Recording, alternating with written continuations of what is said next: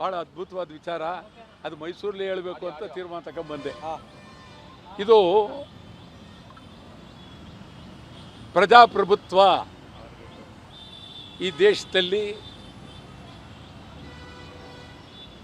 ಮಹಾತ್ಮ ಗಾಂಧೀಜಿಯವರು ದೇಶದ ಸ್ವಾತಂತ್ರ್ಯವನ್ನು ಉಳಿಸಿ ಪ್ರಜಾಪ್ರಭುತ್ವಕ್ಕೆ ಅದ್ಭುತವಾದ ನಾಂದಿ ಆಡಿದ್ದಾರೆ. ಡಾಕ್ಟರ್ ಅಂಬೇಡ್ಕರ್ ಅವರು ಸಂವಿಧಾನವನ್ನು ಬಹಳ ಅದ್ಭುತವಾಗಿ ಕೊಟ್ಟಿದ್ದಾರೆ. ನಾವು ಈಗ ಪ್ರಜಾಪ್ರಭುತ್ವವನ್ನು ನಾವು ಕಡೆಗಾಣಿಸಿದ್ದೀವಿ, ಸಂವಿಧಾನವೂ ಕಡೆಗಾಣಿಸಿದ್ದೀವಿ.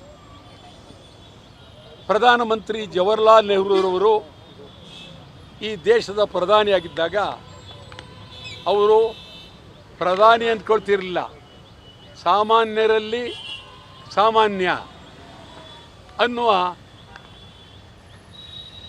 ಗಮನವನ್ನು ಇಡೀ ರಾಜ್ಯ ದೇಶಕ್ಕೆ ತಿಳಿಸ್ತಾ ಇದ್ದರು.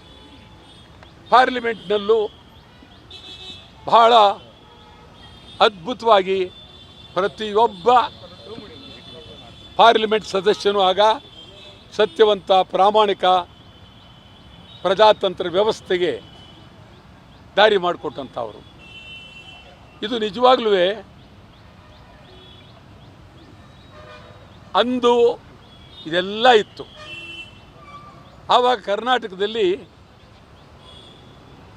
ಪಿ ಡಿ ಜತ್ತಿಯವರು ಮುಖ್ಯಮಂತ್ರಿ ಆಗಿದ್ದಾಗ ಅವರ ಮೇಲೆ ಕೆಲವು ಆಪಾದನೆಗಳು ಬಂದ ತಕ್ಷಣ ಜವಾಹರ್ಲಾಲ್ ನೆಹರೂರವರು ಅವರನ್ನು ತೆಗಿಲಿಲ್ಲ. ನಾನೇ ಬೆಂಗಳೂರಿಗೆ ಹೋಗ್ತೀನಿ, ನಾನೇ ರಾಜಭವನದಲ್ಲಿ ಕುಳಿತು ಎಲ್ಲವನ್ನ ಪರಾಮರ್ಶ ಮಾಡ್ತೀನಿ ಅಂತೇಳಿ ಜವಾಹರ್ಲಾಲ್ ನೆಹರು ಪ್ರಧಾನಿಯಾಗಿದ್ದವರು ಬೆಂಗಳೂರಿನ ರಾಜಭವನಕ್ಕೆ ಬಂದು ಎಲ್ಲವನ್ನ ನೋಡಿ ಜತ್ತಿಯವರ ವಿರುದ್ಧ ಕೊಟ್ಟಿದ್ದಂಥ ಆಪಾದನೆಗಳಲ್ಲಿ ತಳ್ಳಾಕಿ ಜತ್ತಿಯವರೇ ಮುಂದುವರಿಯಲಿ ಅಂತ ಹೇಳಿದ್ರು. ಕಾರಣ ಏನು ಅಂದರೆ ಇಡೀ ಶಾಸಕರು ಬೆಂಬಲ ಜತ್ತಿಯವರಿಗಿತ್ತು. ಅದಾದ ನಂತರ ಶಾಸನ ಸಭೆ ಶಾಸಕರು ಅವರೇ ಯಾರನ್ನು ಬೇಕಾದರೂ ಕೆಳಗಿಳಿಸ್ಬೋದು, ಯಾರನ್ನು ಬೇಕಾದರೂ ಬೆಂಬಲಿಸ್ಬೋದು. ಇದು ಇತ್ತೀಚೆಗೆ ಸುಮಾರು ಒಂದು ಇಂದಿರಾ ಗಾಂಧಿಯವರು ಬಂದ ಇತ್ತೀಚೆಗೆ ಇಂದಿರಾ ಗಾಂಧಿಯವರು ಸ್ವಲ್ಪ ಅದ್ಭುತವಾಗಿ ಇದ್ದರು. ಬಂದಂಥ ನಂತರ ಹೈಕಮಾಂಡ್ ಅಂತ ಬಂತು. ಅಲ್ಲಿವರೆಗೆ ಹೆಸರು ಬಂದಿರಲಿಲ್ಲ. ಹೈಕಮಾಂಡ್ ಹೆಸರು ಬಂದದ್ದು ಆಮೇಲೆ. ಇದು ಬರೀ ಒಂದೇ ಅಲ್ಲ, ಇದು ಎಲ್ಲರಿಗೂ ಜಾಡ್ಯ. ಬಿ ಜೆ ಪಿಯವ್ರಿಗೂ ಹೈಕಮಾಂಡು, ಕಾಂಗ್ರೆಸ್ನವ್ರಿಗೆ ಹೈಕಮಾಂಡ್, ಸರಿ ಜೆ ಡಿ ಎಸ್ನವ್ರಿಗೂ ಹೈಕಮಾಂಡ್. ಯಾರೇ ಮಂತ್ರಿ ಆಗಲಿ, ಮುಖ್ಯಮಂತ್ರಿ ಆಗಲಿ, ಶಾಸಕನಾಗಲಿ, ಯಾರೇ ನಾವು ಹೇಳಿದವರೇ ಆಗಬೇಕು. ಜನಪರ ಹೋರಾಟ ಮಾಡಿ ಚುನಾವಣೆಯಲ್ಲಿ ಗೆದ್ದವ್ರಿಗೂ ಸ್ಥಾನ ಇಲ್ಲ, ಎಮ್ ಎಲ್ ಎಗಳಿಗೂ ಕೇಳೋರಿಲ್ಲ, ಎಂ ಪಿಗಳಿಗೂ ಕೇಳೋರಿಲ್ಲ.